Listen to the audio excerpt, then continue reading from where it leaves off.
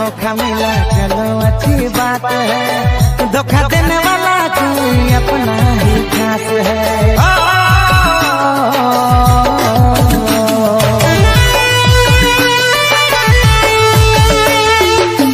मरना किसको कहते हैं सनम, जीते जी तूने जान लिया है।